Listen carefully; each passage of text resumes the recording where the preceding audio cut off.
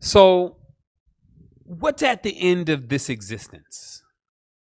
What could be at the end of this particular cycle that we're actually in right now, and we're going to go to the next? Can we find anything that's already going to give us that knowledge? What I would say is absolutely. It comes from this awareness of facts. The first fact is that we're for sure infinite. You can confirm that because you cannot figure out where nothing comes from. Everything is, we're already here. I'm moving. I probably can touch one of you, call you, whatever. So we're already in the mood. We're in the flow.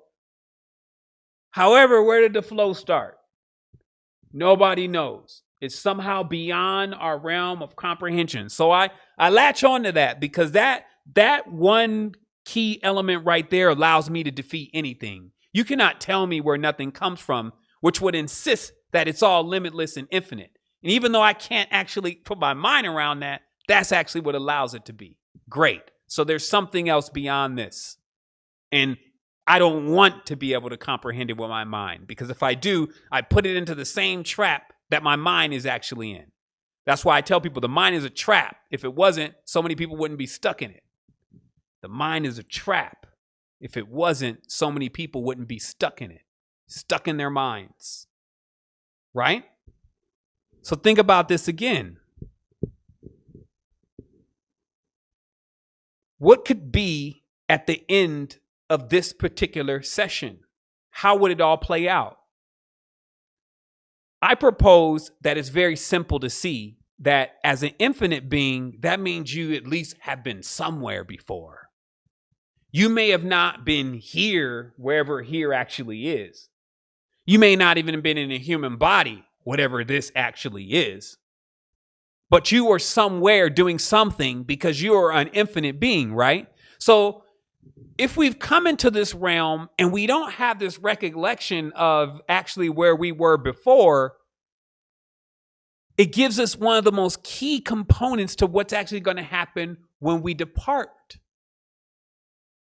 What's going to happen is all of the awareness of everything that you've been is going to combine itself with this experience that you just had.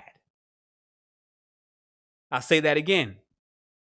Right now, if you came into this realm knowing every single thing about where you were in different lives, I think you'd be living with some kind of trauma right off.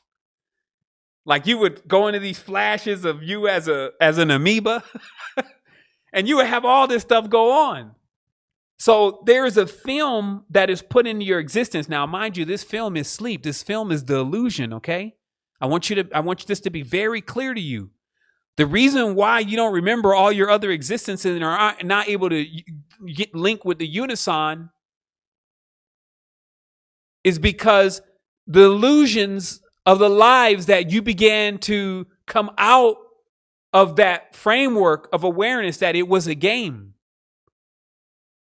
Now, the illusions have begun to solidify more and more each existence. Now, the good news is you're already at stage human, as in this perception, meaning we're right here in these human bodies.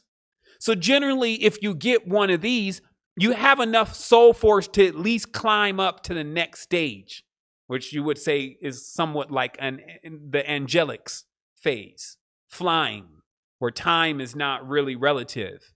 Forces, powers, these kind of things.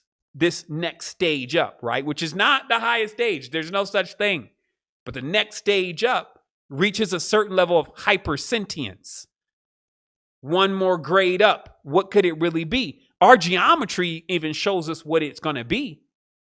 So in the geometry, the awareness means that your experience here loads into all of your experiences. Now, this is what becomes interesting because you don't just have a database of only all of your experiences.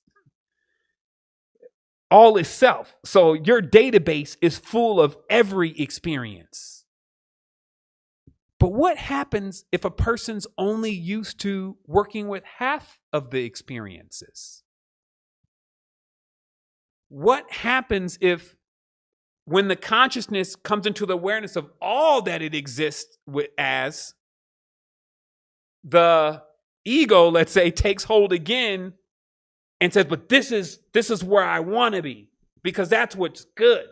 And that's what's it's going to slam itself back into another density of illusions. So what we're doing now is we're truly awakening ourselves by cracking a code that is rather difficult to crack. It says already, all the time, it's flipping itself on its head. I can't say enough about how many of the ancient esoteric principles are literally taught backwards. We're thinking to go into illusion means you get more sleepier, you become you become less and less conscious of who you truly are. And that's true, but somehow we process that like it's going to be like a sleep.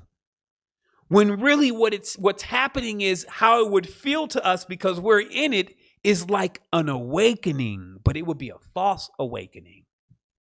We would appear awake, real, ourselves. But that's because we made this choice that we preferred this versus left it open in our superfluous awareness that we are everything.